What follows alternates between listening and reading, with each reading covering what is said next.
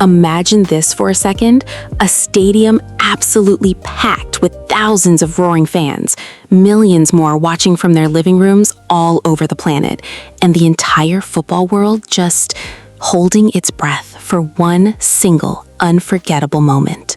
Oh, I'm picturing it, like that hush right before someone takes a penalty kick. Warmly. Exactly that. Hey everyone, welcome back to Kindle English Podcast. I'm Hazel, and as always, I've got Finn here with me. Cheerfully, hello. Honestly, Hazel, you just gave me chills with that opening. I'm ready to run onto a pitch right now. Please don't. We have a whole episode to do. But okay, today we are talking about the FIFA World Cup 2026. And here's the thing, it's not just a tournament. It's this huge global celebration of passion, skill, drama, and national pride. It really is. I mean, this one's special too, right? 3 host countries, the USA, Canada, and Mexico, all together for the first time. First time ever co-hosted across 3 nations, and it's the biggest one in history, 48 teams instead of the usual 32. 48? Wow, that's a lot of football. My calendar is officially blocked off. Mine too. But here's the real reason we're doing this episode. A lot of you out there love football, or soccer, depending on where you're listening from, but you've told us you freeze up a little when you try to talk about it in English. Yeah, that's so normal. You feel the excitement, you've got opinions, but the words just don't come out the way you want. So that's our mission today. We're going to learn the real language of football, the expressions native speakers actually use to share opinions, make predictions, and talk about their favorite moments. And hey, before we get rolling, if you enjoy this kind of thing, do us a quick favor. Hit subscribe, smash that like button, and share this with a friend who loves the beautiful game. It genuinely helps us out. It really does. Thank you.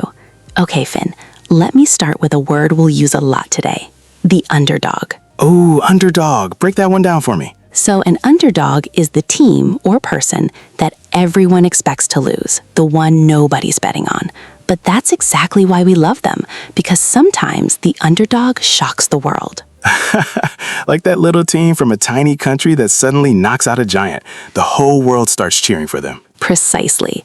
Everybody loves a good underdog story. Okay, so Hazel, I have to be honest I'm a little confused about how 48 teams even works. How do they fit all of them in? Good question. So instead of 8 groups, they've split it into 12 groups of 4 teams each. 12 groups, 4 teams. Okay, my brain is doing math it doesn't enjoy.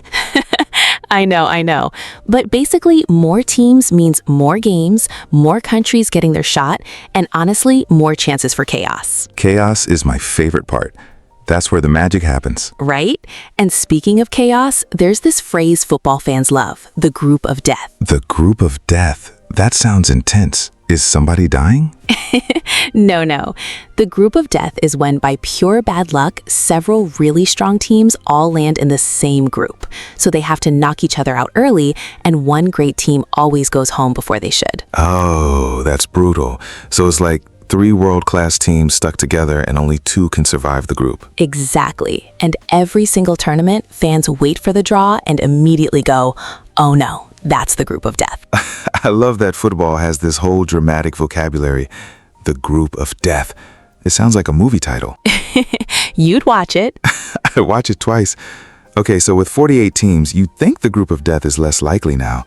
But honestly, I think it just means more of them. That's actually a smart point, Finn. More teams, more drama. See? I'm not just here for jokes. Occasionally, I say something useful. You say lots of useful things, just sprinkled between the jokes. I'll take it. Okay, Finn, real question. Who do you think is a tournament favorite this time around? Ooh, tournament favorite. So that's the team everyone expects to win, right? The strong one with all the pressure on them? Exactly. A tournament favorite is the team predicted to go all the way, the opposite of our underdog. Then I've got to say the usual suspects. Brazil, France, Argentina. Argentina especially. They're a tournament favorite after winning the last one. See, I don't fully agree there. Being the defending champion sometimes puts so much pressure on a team that they crumble. Oh, interesting. So you're saying being the favorite can actually be a curse? Sometimes, yeah. Everyone's gunning for you. You've got a target on your back. And meanwhile, some quiet underdog sneaks up and stuns everybody. Okay, but counterpoint. Favorites are favorites for a reason. They've got the best players, the deepest squads. I'd put my money on Argentina or France any day. We'll see, won't we? Listeners, I want to hear from you. Drop a comment and tell us who your tournament favorite is. And be honest, no changing your answer later. Yeah, screenshot your prediction now so you can't lie to us in July. Exactly. But here's why I love the underdog so much. Remember when Morocco made the semifinals last time? Nobody saw that coming. Oh, that was incredible. The whole continent of Africa was behind them. The whole Arab world, too. That's the underdog dream right there. It gave me goosebumps. A team that wasn't supposed to be there, beating these massive footballing nations one after another. And that's the thing about the World Cup. It's not always the tournament favorite who makes the memories. Sometimes it's the underdog who steals your heart. Tenderly said, Finn. I have my moments. Okay, can we talk about the knockout stage? Because for me, that's where it gets unbearable. In a good way. Yes, the knockouts. One game, win or go home, no second chances. And those matches, half of them turn into a total nail-biter. Wait, a nail biter? Is that what I think it is? Like, so tense you're literally biting your nails? That's exactly it. A nail-biter is a game so close, so tense, that you can't relax for even a second. It usually goes right down to the final whistle. The nail biters destroy me, especially when it goes to a penalty shootout. I have to leave the room. You actually leave the room? I do. I stood in my kitchen during the last final, just pacing, while my friends screamed in the living room. I couldn't handle the nail biter energy. That's adorable, honestly. It's a coping mechanism. But you know what I love even more than a nail biter? An upset. Ooh, good one. Tell the listeners what an upset is. An upset is when the team that was supposed to lose wins anyway. When the underdog beats the tournament favorite and the whole world loses its mind. Yes! An upset is the underdog story coming true. And in a World Cup, there's always at least one massive upset that nobody predicted. Saudi Arabia beating Argentina in the opening game last time? That was an upset. I remember exactly where I was. Oh, I remember that. The whole internet exploded. And then Argentina went on to win the whole thing anyway, which made it even crazier. See? That's the beauty of it. One upset early on, and suddenly nothing feels certain anymore. It's like, you know when you think you know how a movie's going to end, and then there's this plot twist that flips everything? An upset is the World Cup's plot twist. Ooh, nice analogy, Hazel. The plot twist of football. So, Finn, this World Cup is across the USA, Canada, and Mexico. Do you think the host nations get a real boost from playing at home? Oh, 100%. Home advantage is a real thing. When the crowd is roaring for you in your own country, your own time zone, it lifts the players. Right, home advantage. That edge a team gets from playing in front of their own fans. No jet lag, familiar conditions, the whole stadium chanting their name. Mexico especially. The Estadio Azteca in Mexico City is legendary. Imagine the home advantage of playing there. The altitude, the noise, 80-something thousand fans. And that stadium's making history. It'll be the first ever to host games at 3 different World Cups. That's wild. 3 World Cups in one stadium? That's incredible. The walls of that place have seen everything. And the finals actually in the New York and New Jersey area. MetLife Stadium, July 19th, 2026. Mark your calendars, everybody. Already marked. Already requested the day off. My boss thinks it's a family emergency. Finn. Football is family, Hazel. Okay, fair. But here's something interesting about home advantage. The USA, Canada, and Mexico are huge countries. Teams might have to fly thousands of miles between games. Oh, that's true. So the home advantage might shrink a little if you're flying from like Vancouver to Mexico City between matches. Exactly. The travel could be brutal. So home advantage isn't quite as simple this time. You know, that's actually a fascinating wrinkle. Normally, home advantage means comfort, but here, even the host teams have to cover insane distances. And that's part of what makes this edition so unique. 3 countries, 16 host cities, one massive celebration. A truly global spectacle. I love that phrase, by the way, a global spectacle. It just means a huge, dazzling event that the whole world watches together. A global spectacle is the perfect way to describe the World Cup. Billions of people, one ball, total madness. Hazel, Can I tell you about the first World Cup match I ever really watched? Like, properly watched? Please, I love these stories. I was a kid, maybe 9. My uncle had everyone over, the smell of food everywhere, all my cousins crammed onto one couch, and someone scored a hat trick. 3 goals, 1 player, 1 game. The whole room just erupted. A hat trick. That's such a great word. For anyone who hasn't heard it, a hat trick is when one single player scores 3 goals in the same match. It's a huge deal. Wait, why is it called a hat trick though? Where does the hat come from? It actually comes from cricket, believe it or not. Back in the day, a player who did something amazing 3 times in a row got given a hat as a reward. A literal hat. That's fantastic. So when a striker scores a hat trick, somewhere out there an old cricketer is nodding approvingly. Something like that. But a hat trick in a World Cup is rare and magical. The crowd goes absolutely wild. That night, that hat trick, that's what made me fall in love with the game. The noise, my family, the pure joy of it. See, that's what I mean when I say football is more than a sport. It's memory, it's belonging. It really is. And honestly, that's a big reason these matches are such a global spectacle.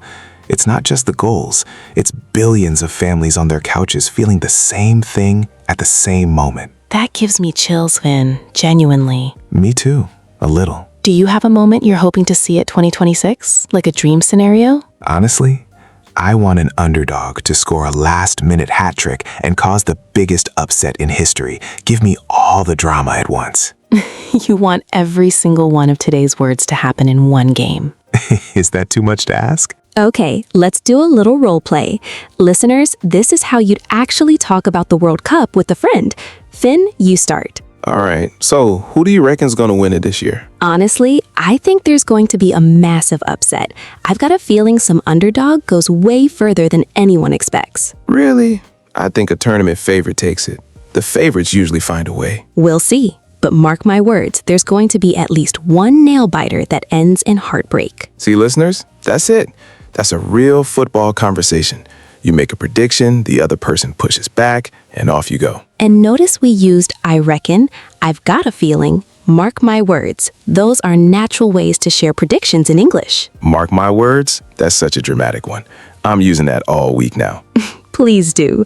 But here's a phrase that always breaks my heart a little. To bow out. To bow out?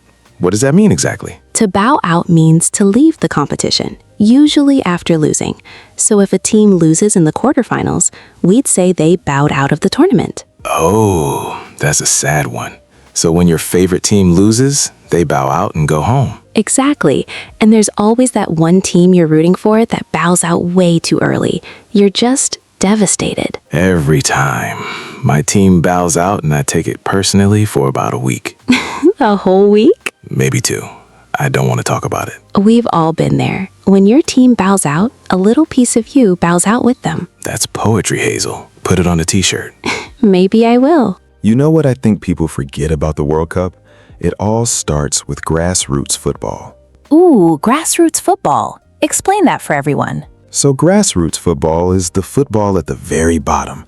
Kids in the park, local clubs, dusty pitches in tiny towns, the foundation of everything before the big stadiums. I love that. Grassroots football is where every superstar actually begins. Some kid kicking a ball against a wall, dreaming. Exactly. Lionel Messi started in grassroots football in a small city in Argentina. Now look at him, one of the greatest of all time. It's a beautiful reminder. Behind every global spectacle, there's a kid on a grassroots pitch who never gave up. And that's why investing in grassroots football matters so much. No grassroots, no World Cup heroes. That connects to something we said earlier, actually, about football being about belonging. It starts with belonging to your little local team. Right. The same feeling that makes a packed stadium roar is the same feeling a 7-year-old gets scoring their first goal in the park. From grassroots football to a global spectacle. Same heartbeat, just a bigger stage. Hey, listeners, we genuinely love to know, did you play grassroots football as a kid?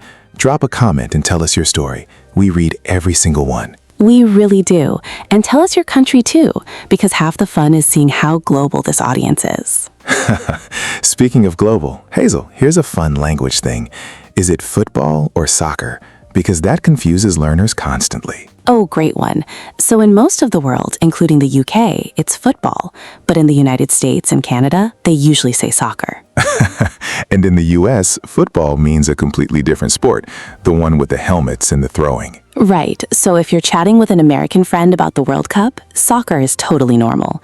With a British or Latin American friend, go with football. And whatever you do, don't start that debate in a crowded bar. People have strong feelings. Very strong feelings. Okay, I can't believe how fast this flew by.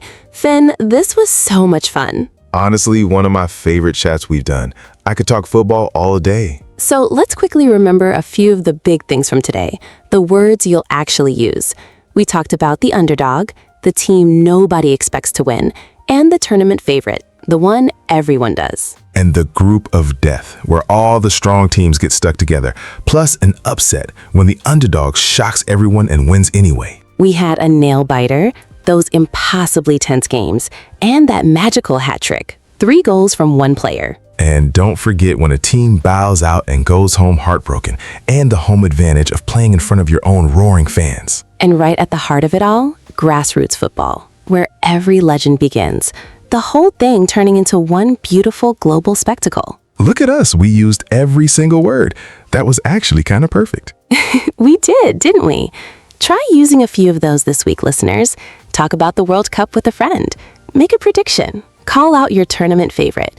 You've got the words now. And genuinely, thank you for spending this time with us. It means more than you know. It really does. Thank you for being here with Kindle English Podcast. If this helped you, please subscribe, give us a like, and share it with a fellow football fan. Tell your underdog friend, tell your tournament favorite friend, tell everyone. We'll see you in the next episode. And hey, when that first big upset happens in 2026, don't leave the room like I do. Be brave, watch the nail biter, live a little. Wise words from the man who hides in his kitchen. Do as I say, not as I do. Bye, everyone. Bye, everyone. Take care.